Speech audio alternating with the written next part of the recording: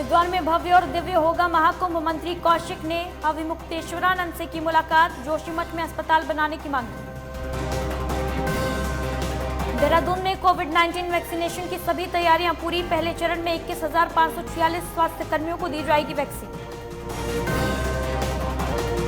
Corona काल में मसीहा बने समाजसेवी, कोरोना योद्धाओं संघ की प्रशासन की मदद। चमोली में समाजसेवियों को किया गया सम्मानित।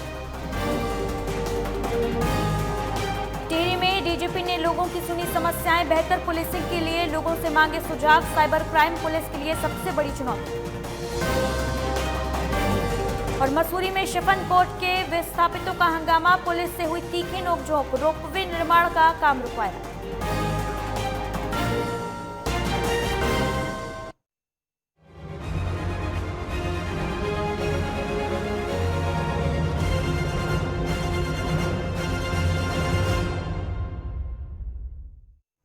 नमस्कार, स्वागत है आपका उत्तराखंड लाइव में। प्रदेश में कोरोना संक्रमण की रफ्तार धीरे धीरे कम हो रही है और लगातार कई दिनों से प्रदेश में 250 से कम कोरोना के संक्रमित मरीज पाए जा रहे हैं। वहीं मरीजों की मौत के मामलों में भी कमी दर्ज की गई है। बीते 24 घंटे में 5 संक्रमित मरीजों की मौत हुई, जबकि 156 नए संक्रमित पाए गए। वहीं कुल संक्रमितों का आंकड़ा 93,777 पहुंच गया है और 2,753 सक्रिय मरीजों का उपचार फिलहाल चल रहा है। स्वास्थ्य विभाग के मुताबिक 10,024 सैंपल जांच में नेगेटिव पाए गए हैं। प्रदेश में 24 घंटे के भीतर 5 संक्रमित मरीजों की मौत हुई है, जिसके बाद प्रदेश में अब 1,578 कोरोना मरीजों की मौत हो चुकी है।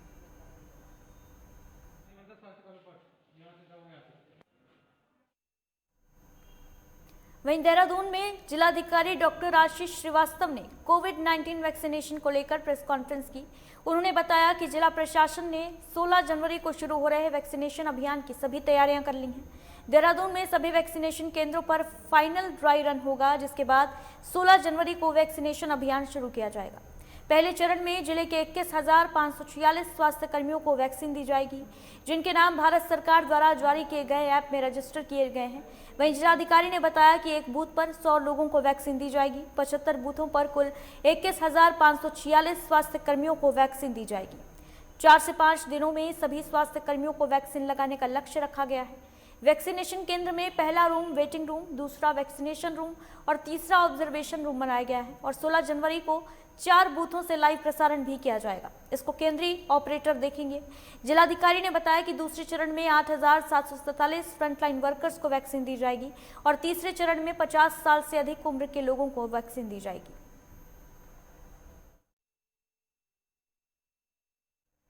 नवीन शुक्ला हमारे सहयोगी फोनलाइन पर मौजूद है ताजा अपडेट के साथ। नवीन, 16 जनवरी से कोरोना के टीकाकरण का अभियान पूरे देश में चलेगा और इसके तहत क्या कुछ व्यवस्थाएं देहरादून में देखने को मिल रही हैं? निश्चित तौर पर 16 जनवरी से जो वैक्सीनेशन का कार्य है वह शुरू कर दिया जाएगा। इसके साथ ही जो तमाम जो सतर्कता बरती जाएगी, क्योंकि जो बहुत सेंसिटिव वैक्सीन है, इसको लेकर भी उसके रखरखाव की किस तरीके से जिम्मेदारी हो और क्या कुछ जो वैक्सीनेशन में किसी प्रकार की दिक्कत ना आए, उसको लेकर तैयारी की गई है। इसके साथ ही आपको बता दें कि जो कोरोना योद्धा रहे हैं, जो जिन्होंने इस कोविड काल में सबसे पहले अपना अहम भूमिका निभाई है, उनको सबसे पहले कोरोना की वैक्सीन लगाई जाएगी। जो चिकित्सा के क्षेत्र में है और तमाम सारे चाहे पुलिसकर्मी हैं, उनको पहले वैक्सीन लगाई जाएगी। इसके बाद ही जो दूसरा चरण है, इसमें जो वरिष्ठ लोग हैं, जो बुजुर्ग लोग हैं, उनको वैक्सीन लगाई जाएगी। जो बीमार हैं उनको लगाई जाएगी।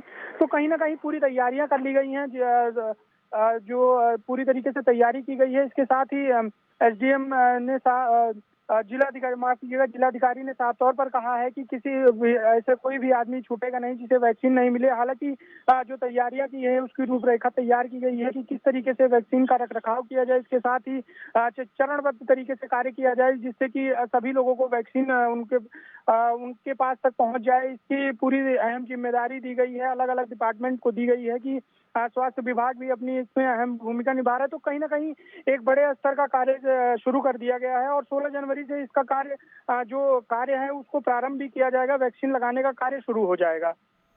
जानकारी के लिए बहुत बहुत शुक्रिया आपका नवीन। वहीं टिहरी में कोविड वैक्सीनेशन को लेकर जिला प्रशासन और स्वास्थ्य विभाग ने तैयारियां पूरी कर ली हैं। 9 इलाकों में 16 सेशन साइट्स पर कोविड वैक्सीनेशन का पूर्वाभ्यास किया जाएगा। 9 ब्लॉकों में जिला अस्पताल और प्रत्येक ब्लॉक के स्वास्थ्य केंद्रों में वैक्सीनेशन का मॉक ड्रिल किया जाएगा। डीएम ने बताया कि 16 जनवरी को होने वाले वैक्सीनेशन को लेकर 5000 से अधिक हेल्थ वर्कर्स का डेटा कोविड पोर्टल पर अपलोड किया गया है और 3 चरणों में वैक्सीनेशन किया जाएगा, जिसके लिए सभी तैयारियां पूरी हैं।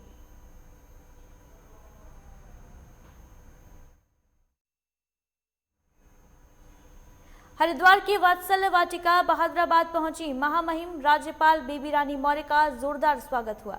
वहीं महामहिम राज्यपाल बेबी रानी मौर्य ने भागीरथी सरस्वती विद्या मंदिर स्कूल का शुभारंभ किया। इस मौके पर राज्यपाल को एसएसपी और सीडीओ ने पुष्प देकर सम्मानित किया। स्वामी विवेकानंद जयंती, मकर संक्रांति महापर्व और सम्मान समारोह में महामहिम राज्यपाल ने दीप प्रज्वलित कर कार्यक्रम का शुभारंभ किया।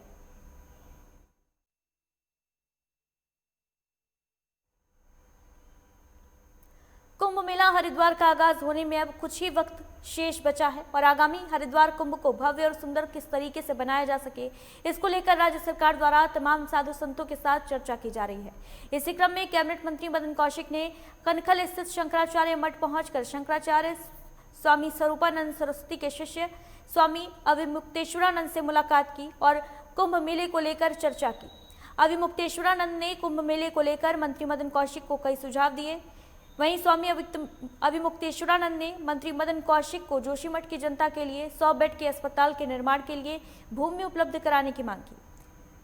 अविमुक्तेश्वरानंद ने कहा कि जोशीमठ की जनता के लिए वहां के लोगों की मांग के मुताबिक 100 बेड के अस्पताल का निर्माण किया जाना है ताकि जनता को सुविधा हो और इसके लिए मांग पत्र भी मंत्री मदन कौशिक के जरिए मुख्यमंत्री को भेजा गया है। मदन कौशिक जी जो यहाँ के कैबिनेट मंत्री हैं उत्तराखंड के, वो अभी हम लोगों के पास आए थे। फिर हम लोगों ने कुंभ के बारे में उनसे पूछा कि भाई कुंभ का क्या हो रहा है, तो उन्होंने बताया कि हम क्या क्या तैयारियां कर रहे हैं और फरवरी के अंत तक नोटिफिकेशन आएगा तभी निश्चय हो पाएगा। अभी तो हम लोग अंतिम रूप नहीं दे पा रहे हैं कुंभ का, ये उन्होंने बताया, लेकिन जल्दी ही अंतिम रूप क्या स्वरूप रहेगा वो निश्चय हो जाएगा और तदनुसार फिर सूचित किया जाएगा। फिर उन्होंने कहा कि जगत गुरु शंकराचार्य जी महाराज को आमंत्रित करने के लिए भी हमको मध्य प्रदेश जाना है, तो हम आएंगे। हमारे यहाँ परंपरा रही है, तो हम पहले भी जाते रहे हैं, तो हम आएंगे।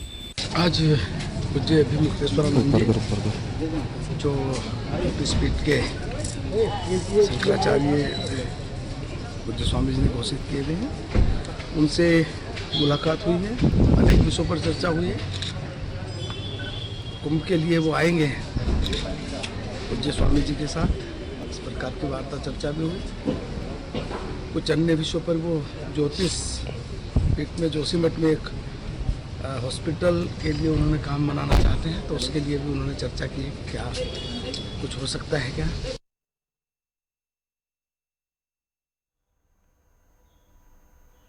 संजय पुंडीर हमारे सहयोगी हरिद्वार से ताजा अपडेट के साथ लाइव जुड़ रहे हैं। संजय, मंत्री मदन कौशिक ने स्वामी अविमुक्तेश्वरानंद से मुलाकात की है, कुंभ को लेकर भी इस दौरान चर्चा की गई है, क्या कुछ जानकारी है आपके पास? बिल्कुल, आपको बता दें कुंभ में अब कुछ ही समय शेष रह गया है, उसी की तैयारी में शासन प्रशासन और पूरी तरह यहाँ तैयार दिख रहा है। हालांकि इसी की चर्चा के लिए जो मंत्री मदन कौशिक है वो कहीं ना कहीं उन्होंने संतों से मुलाकात की है और आने वाले कुंभ को भव्य और सुंदर बनाने के लिए कई मुद्दों पर चर्चा हुई है। हालांकि आपको बता दें ये कुंभ जो भी होगा तो कहीं ना कहीं कोरोना काल के साए में कुंभ होगा और उसी की तैयारी के लिए किस तरह से इसको भव्य और सुंदर बनाना है, ये कहीं ना कहीं तो सरकार के लिए भी चुनौती और कहीं ना कहीं शासन प्रशासन के लिए भी यहाँ चुनौती बना हुआ है। जी वहीं सरकार की तरफ से अभी तक कोई नोटिफिकेशन इसको लेकर जारी नहीं किया गया है, इसको लेकर क्या जानकारी है, कब तक नोटिफिकेशन कुंभ को लेकर आ सकता है? बिल्कुल, आपको लगातार बता दें कि जिस तरीके से शासन प्रशासन और मेला प्रशासन लगातार तैयारियों में जुटा है, वहीं नोटिफिकेशन न होने से जो व्यापारी लोग हैं वो भी काफी परेशान है। हालांकि मंत्री मदन कौशिक का कहना है कि फरवरी में नोटिफिकेशन जारी होगा, उसके बाद ही जो कुंभ को भव्य और सुंदर बनाने का जो और कार्य है वो हो पाएगा। लगातार ही कुंभ की तैयारियों को लेकर मेला अधिकारी दीपक रावत की बात की जाए, वो भी लगातार क्षेत्र में भ्रमण कर रहे हैं और जितने भी अधूरे कार्य हैं उनको जल्द से जल्द पूरा करने की यहाँ बात कह रहे हैं। जी, तमाम जानकारी के लिए शुक्रिया आपका।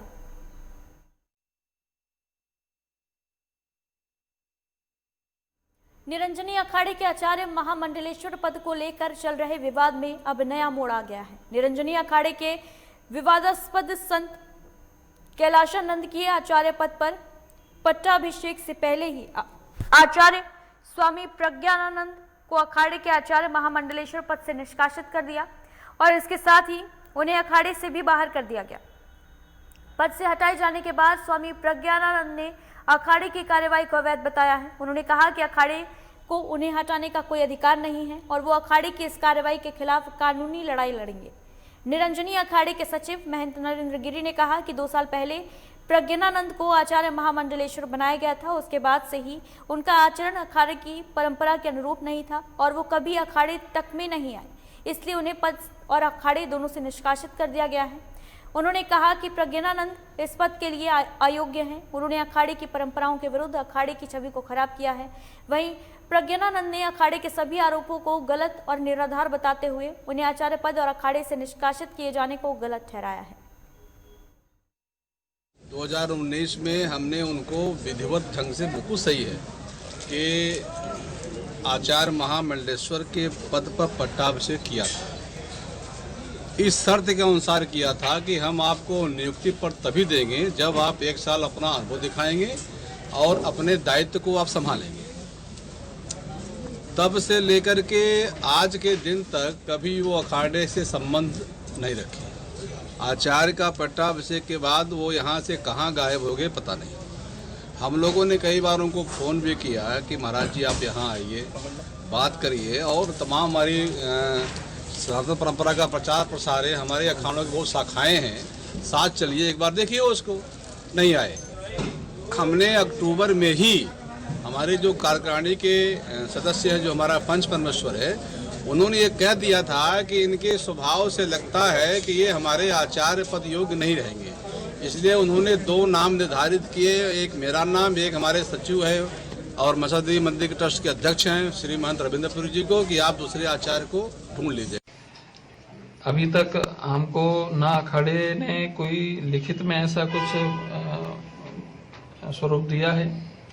जब अखाड़ा हमको कोई लिखित रूप में या कोई विशेष माध्यम से हमको अपनी स्थिति स्पष्ट करेगा कि किन कारणों से हमको अखाड़े के आचार्य पद से उन्होंने विमुख किया है, किस कारण से हमको आचार्य पद से हटाने के साथ साथ में अखाड़े से निष्कासित किया है, ये सारी बातें वो अपना कारण स्पष्ट करके मुझे बताएं कि हमने यदि कोई कौन सा गलत कार्य किया है, कौन सा अखाड़े के आचार्य पद के अनुरूप हमने काम नहीं किया, ऐसी कौन सी बात है। और फिलहाल यहाँ वक्त एक छोटे से ब्रेक का है, जल्द लौटेंगे।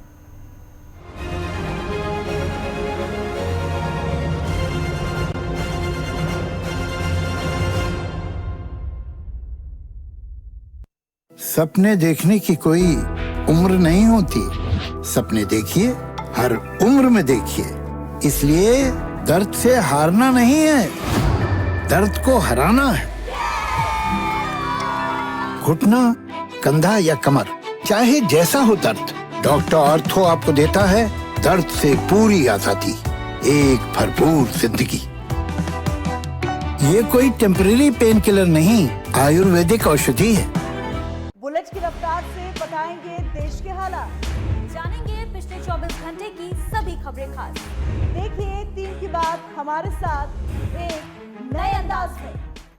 आपकी आवाज, आपकी ताकत, आपका अपना न्यूज चैनल लाइव टुडे अब उपलब्ध है ZEE5 पर।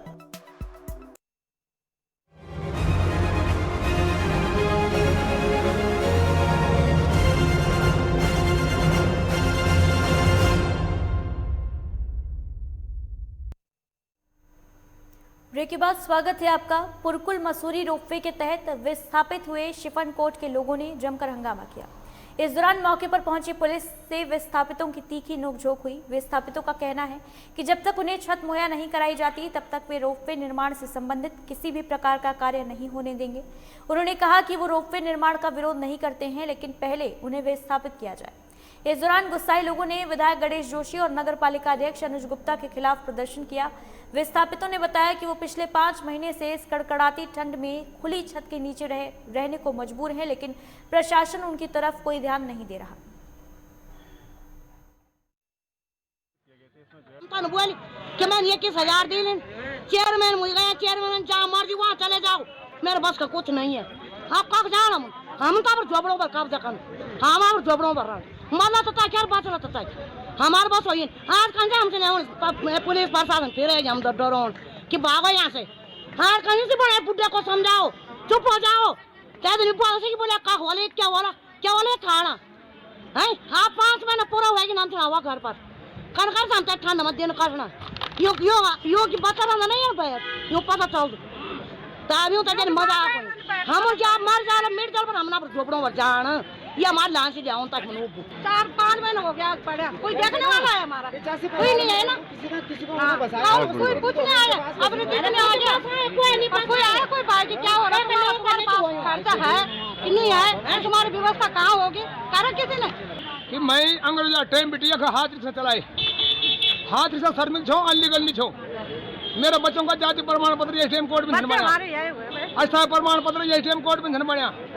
और हम उनको अनलीगल ठंठाया जब हमने विधायक से वोट दी नहीं तो हमारा वोट अनलीगल था तो विधायक भी अनलीगल च आज अनलीगल करवाया विधायक साहब ने काम दी नहीं रास्ता लगाए वोटर लिस्ट च बिजली च पानी च आज उन लोगों ने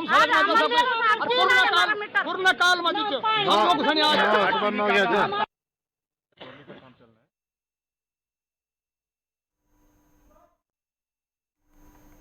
शुभम हमारे सहयोगी फोन लाइन पर मौजूद हैं तमाम जानकारी के साथ। शुभम, शिफन कोर्ट को लेकर यहां पर काम चल रहा है और इसको लेकर लोगों ने काफी हंगामा किया है, पूरा मामला क्या है? जी बिल्कुल बता दो कि पुरकुल मसले रोकने के तहत जो विस्थापित हुए लोग थे उनको जो अभी तक जो रहने की व्यवस्था नहीं हो पाई है, जो अभी भी हवा घरों पर रह रहे हैं, जो वहाँ के रहने वाले लोगों का उनका यही आक्रोश है और विधायक जी और जो हमारे नगर पालिका अध्यक्ष अनु गुप्ता के खिलाफ जो जमकर नारेबाजी कर रहे हैं और उनका कहना यही है कि जब तक उन्हें रहने की प्रॉपर जगह नहीं मिलती तब तक वे यहाँ पर काम नहीं होने देंगे। जी तमाम जानकारी के लिए शुक्रिया आपका।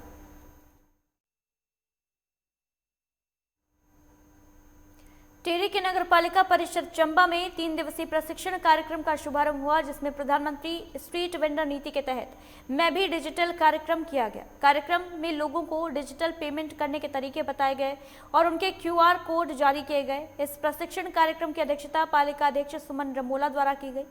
पालिका के अधिशासी अधिकारी SP जोशी ने बताया कि डिजिटल पेमेंट करने से उन्हें बोनस के रूप में आर्थिक लाभ भी मिलेगा।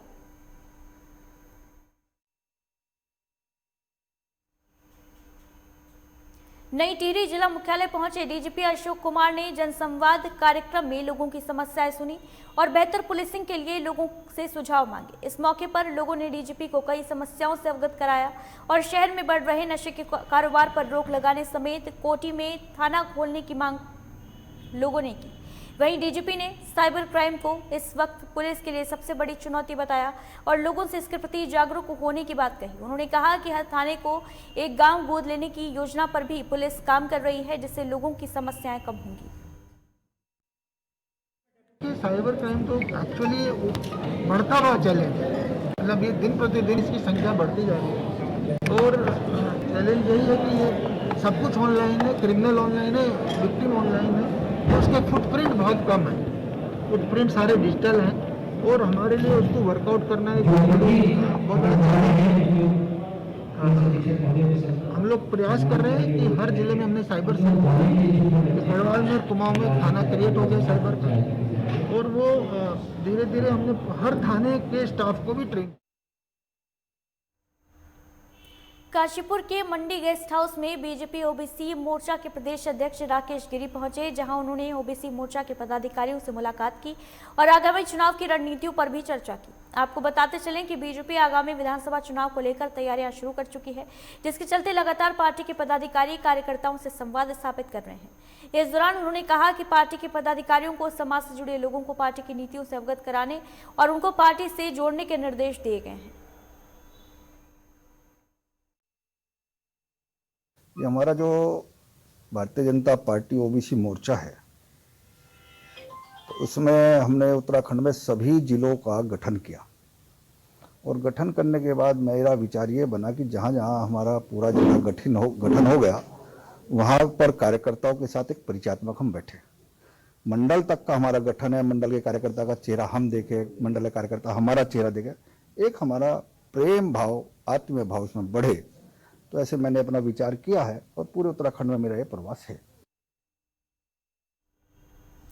रुड़की नगर निगम के मेयर पर गंभीर आरोप लगे हैं। मेयर पर उनके ही एक पूर्व कर्मचारी की पत्नी से अश्लील हरकत और छेड़छाड़ करने का आरोप लगा है।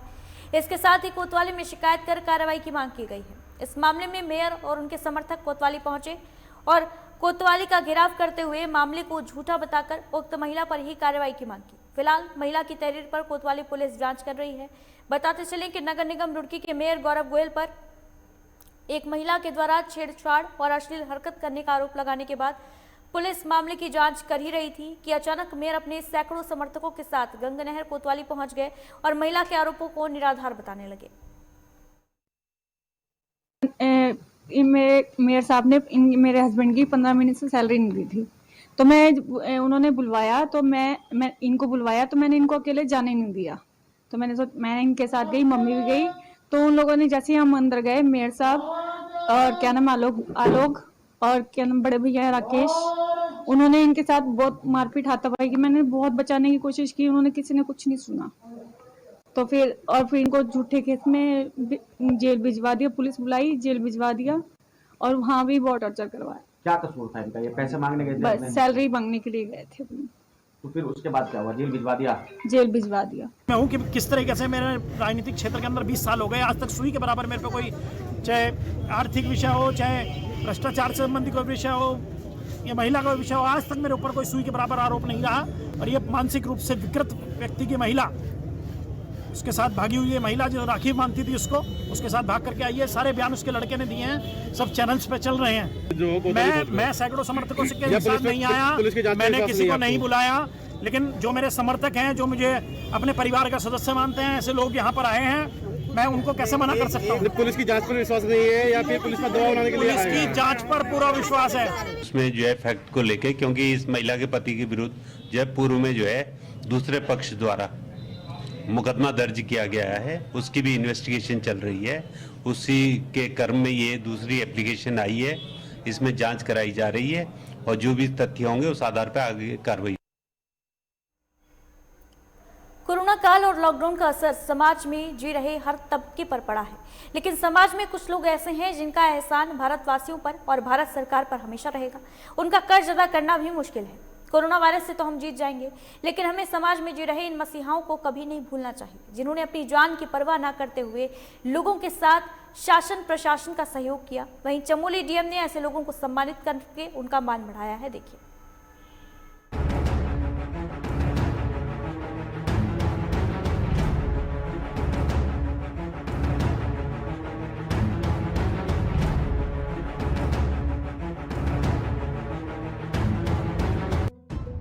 कि नेकी कर और दरिया में डाल।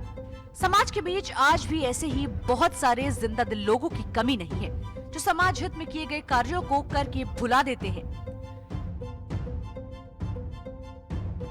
जी हाँ, हम बात कर रहे हैं उन लोगों की जिन लोगों ने कोरोना काल के चरम पर होने और लॉकडाउन के दौरान आम लोगों, पुलिस के जवानों, सफाई कर्मियों, शासन प्रशासन और स्वास्थ्य विभाग समेत कोरोना योद्धाओं का हर संभव सहयोग किया है। जिलाधिकारी महोदय के निर्देश से आपदा प्रबंधन के सहयोग से हम रेड क्रॉस के द्वारा ये हम स्वयं वॉलंटियर हैं और हम प्रत्येक विकासखंड में जाके लोगों को जन जागरूकता करने के लिए कि इस महामारी, विश्व महामारी के निपटारे के लिए अपने सोशल डिस्टेंस का प्रयोग करें, मास्क पहनें और अन्य कार्य जो हैं हाथ धोएं, मास्क का प्रयोग करें, इससे हम कार्य करेंगे। जो ये सम्मान में आप इसका पाए पुरस्कार स्वरूप दे रहे हैं, ये किसके माध्यम से? ये आपदा प्रबंधन से। हालांकि जिन भी व्यापारियों और समाज सेवियों ने लॉकडाउन के दौरान लोगों की सहायता की थी, वो तो नेकी कर दरिया में डाल की तर्ज पर अपने कार्य को भुला चुके थे। लेकिन चमोली जिले की डीएम स्वाति एस भदौरिया ने ऐसे लोगों को याद रखा और उन्हें सम्मान के लिए कार्यक्रम का आयोजन किया।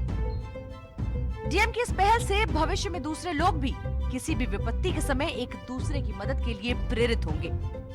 बता दें कि डीएम के दिशा निर्देश पर जिला आपदा प्रबंधन विभाग और रेड क्रॉस के वॉलंटियरों ने समूचे जिले में स्थानीय प्रशासन के चिन्हीकरण की मदद से ऐसे व्यापारियों और समाज सेवियों को पुरस्कार देकर सम्मानित किया है, जिन्होंने कोरोना काल के दौरान आम लोगों समेत शासन प्रशासन का सहयोग किया।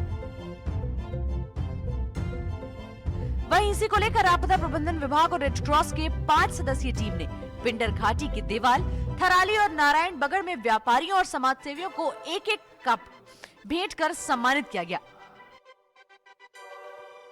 जिला प्रशासन की तरफ से हमारे जो डीएम साहब हैं, डीएम साहब ने ही हमें प्रेरित किया था और इसके लिए आपदा प्रबंधन विभाग और रेड क्रॉस ने प्लस मिल करके ये प्रोग्राम आगे बढ़ाया है और हम लगातार पूरे जिले में कर चुके हैं। केवल पोखरी रह गया है जहाँ पे पोखरी के बाजार को सम्मानित करना रह गया है और लगभग हम शहर के सारे जितने छोटे बड़े बाजार थे वहाँ पे सम्मान किया दुकानदारों का, उन लोगों का जिन्होंने कोविड-19 में लगातार अपना काम किया और जिला प्रशासन की मदद की और स्वयं की मदद की अपने आप को। उसके लिए हम सम्मानित कर रहे हैं और जिला प्रशासन के दिशा निर्देश में और आपदा प्रबंधन की देखरेख।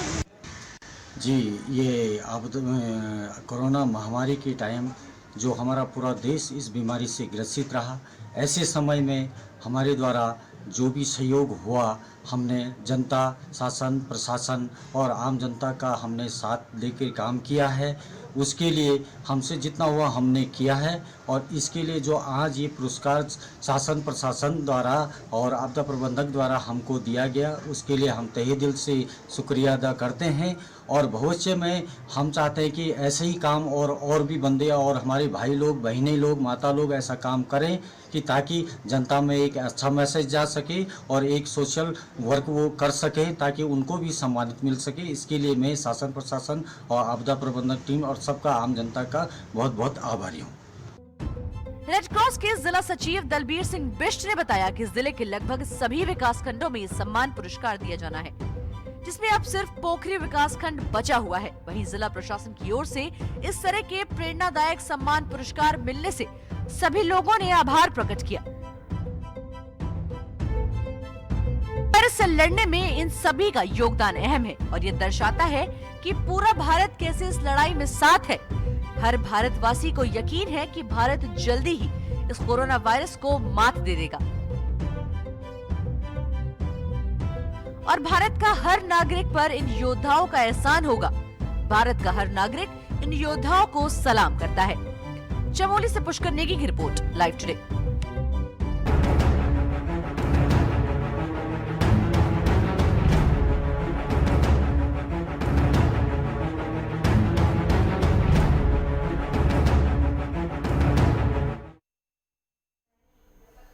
और इन्हीं खबरों के साथ बुलेटिन में बस इतना ही। दीजिए इजाजत, नमस्कार।